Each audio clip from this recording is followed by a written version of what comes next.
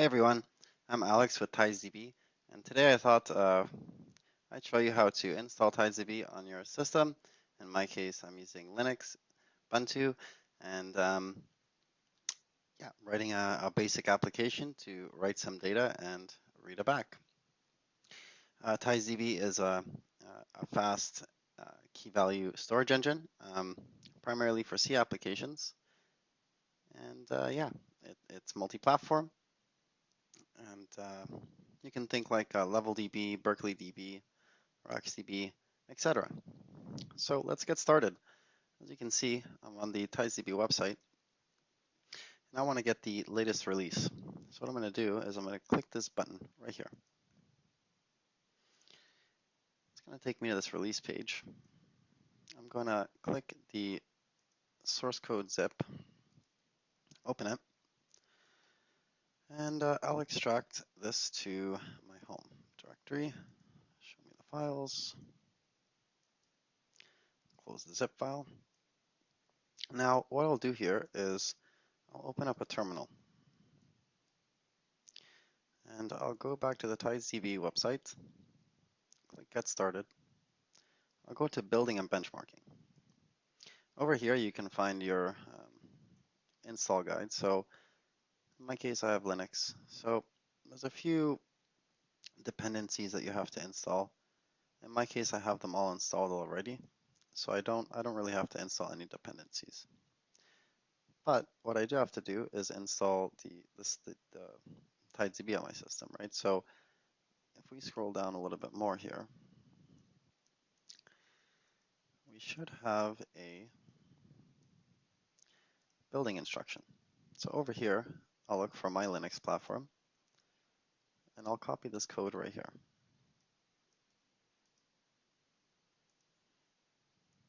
I'll clear my terminal, I'll paste it.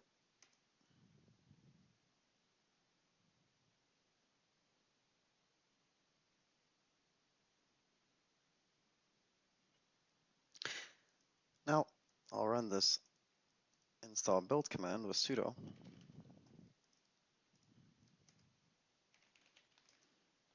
Do a sudo ld config. And yeah, that's it. You have TidesDB installed on your system. So now we can close this terminal. And what we'll do here is close this GitHub as well. And under the C API reference, over here you can find how to use TidesDB, the API, the error codes, and all the specific stuff here. If you're looking for configuration information and all this stuff, we'll get into that. But let's open up an IDE here. So I'm going to open up CLine. Go hit New Project. C executable. And we'll name this YouTube example. Okay.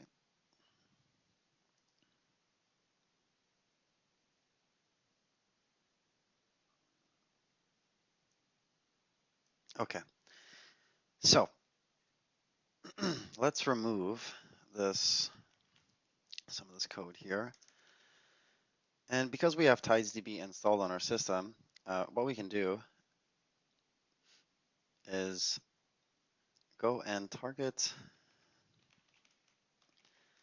the library, target link libraries, YouTube, example, TidesDB. So we're going to link to the TidesDB library. We'll go back to main. We'll go and include, just fix my keyboard there, include TidesDB / and as you can see, you can use a whole bunch of, you can use a skip list, you can use a queue, you can use this Bloom filter, but what we're going to do is use the main database storage engine. Now, what we can do is create a database instance. So we're going to need a TidesDB config t. And what I like to do is just utilize the default, so TidesDB default config. And you can see here, you can set different configurations. So setting the defaults will set the defaults, but then you can go and modify the defaults as you please. So in my case, I can say, put the data inside this TidesDB directory as a database directory, and then the next piece is creating a database instance. So I'll say no. I'll say if TidesDB open, then we pass the config and the database not equals 0. Oh, printf database. Sure.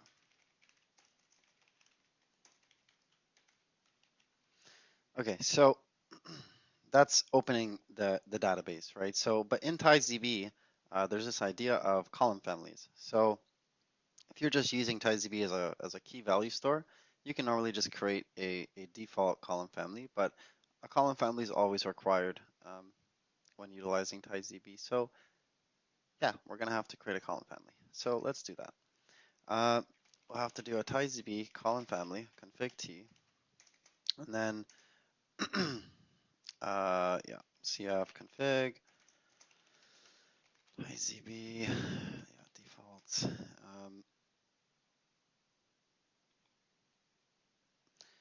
And when we create the column family, we're not going to get back a pointer. We're actually going to do TidesDB creates column family. And what we have to do here is actually pass the database instance and then write the column family name, right? So in my case, I'm just going to say that this is the default column family. Pass that column family config. Say printf column family cannot be created, return 1. So once we create a column family with the default configuration, so as you can see up here, if I go and I'm like, okay, well, cf config, and I want to set the write buffer threshold to, let's say, 128 times 1024 times 1024. So that's 128 megabytes, right? So you can change different configurations as you please, but as you can see, I'm just setting the defaults. So I'll just utilize the defaults. So once you create a column family, I want to get that column family, right? So I want to get that column family. I want to use that column family. So let's see, we have to do a column family, not T. We have to do a column family T, and we have to do a CF if TidesDB gets column family. Column family. So when we get a column family, we're gonna have to pass. Oh, you know what? I'm doing this wrong. We should do it like this. We should do it like, yeah, if we'll do an if after, yeah. So that's right. If CF is equal null, then we couldn't get the column family, so could not get the column. And in this case, we'll just close the database because that's a critical issue. One, TidesDB close. Tell me it can be const, that's fine. So we're getting the column family default. Now, TidesDB is fully transactional, so in order to write and retrieve values, we're going to have to essentially create begin a transaction and write some keys. So yeah, let's create a transaction. So I'll do transaction T equals null, okay? And then we'll do a TidesDB begin transaction. Now, transaction begin. Now you can do with isolation, but we're going to utilize just the read committed default. with this example. So when you do a begin, you're going to have to pass the database and the transaction, and now we'll do not equals 0, printf could not begin transaction. So anyhow, we'll do like the same thing here. We'll just do like void TidesDB close, return 1. Oh, you know what? One more piece up here. Let's do config because we can set the log level for TidesDB and make it TDB log debug. So yeah, log debug is essentially all the levels. It's gonna it's gonna log all the levels. So we want to do that just so we can see everything. So let's see. We begin a transaction. So now keys and values in TidesDB are arbitrary byte arrays. So what we're gonna have to do is do let's see. We'll do const uint 8t key equals uint 8t. Oh, uint 8. Oh, t key. Yeah, so that looks good. Key value, and yeah, that looks fine. So now we'll do a TidesDB transaction put. So we're gonna essentially put a write operation into the transaction. After which we're going to have to commit, right? So we'll do transaction, pass the column family. The key, we know that the key length is 3. Yeah, 3. And the value length is 5. So another piece is we can even say, you know, let's say int TTL equals -1. So if you wanted to have TTL, you can say let's expire in 5 seconds. Expire, or yeah, expires in 5 seconds, right? So in 5 seconds, the key will be deleted, right? You can do something like this if you wanted, but in our case, we'll just put -1 and do TTL not equals 0. Could not put key, and yeah, we'll just do the same thing here. So once we have a put operation into the transaction for that column family, what we'll do is commit, right? So we're gonna have to commit the transaction. If TidesDB transaction commit transaction not equals 0, then the transaction could not be committed. Okay.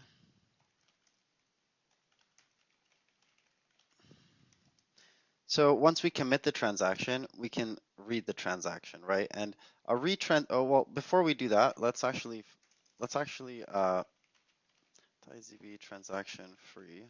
Let's free that transaction, and let's create another transaction called.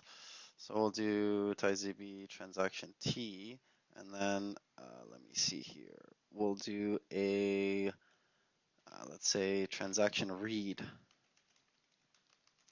So a retransaction, you don't have to commit a retransaction, but you have to begin the retransaction, right? So we'll do TidesDB transaction begin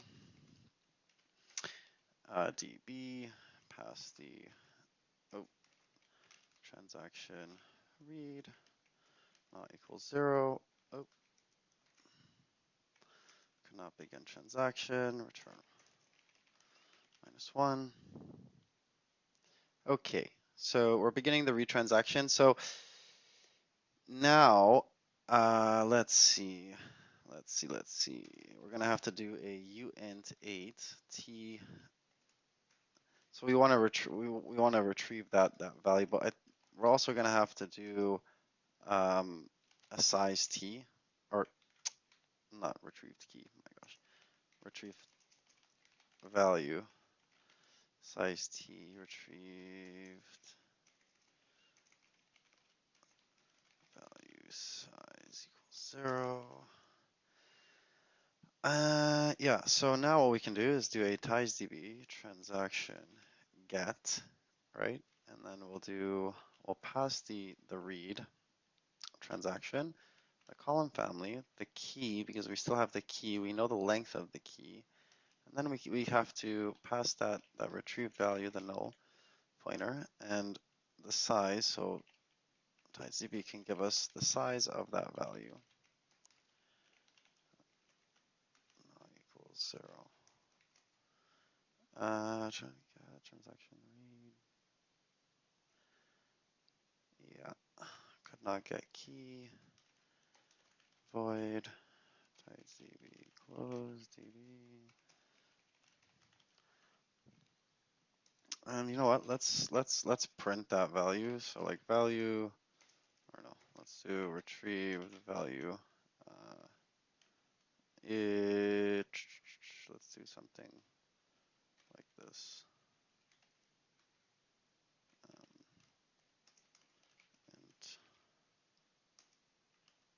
Or no, retrieve the value.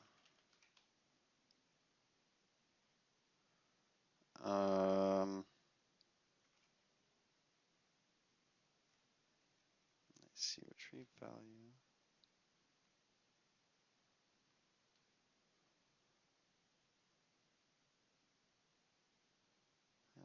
Yeah. Okay, and then we'll just close TidesDB, close database. Okay, so essentially what we're doing here is, well, we walked through it pretty well. We created a TidesDB instance, which you can open parallel, and it's all thread safe. TidesDB is thread safe completely. We create a column family, we get the column family, right? You know, we could do some checks here, like, we could do more, but no, this is fine. Begin a transaction, right? We get the, we write a key value pair, right, into the column family with a time to live, which is not set.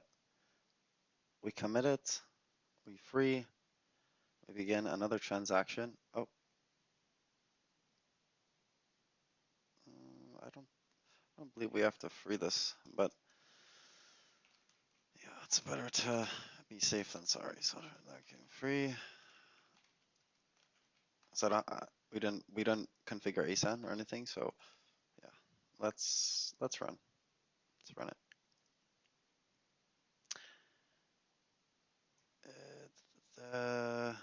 So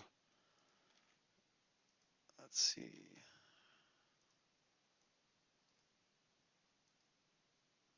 Okay, let's run it.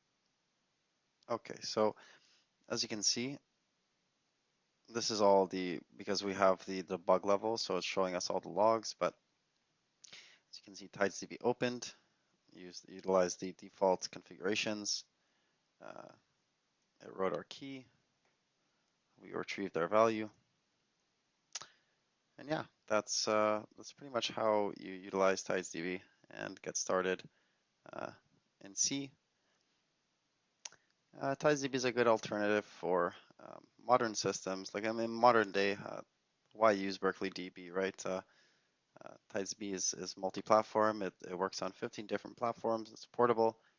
And as you can see, it's very easy to install and get started. So yeah, thank you for your time, and talk to you soon.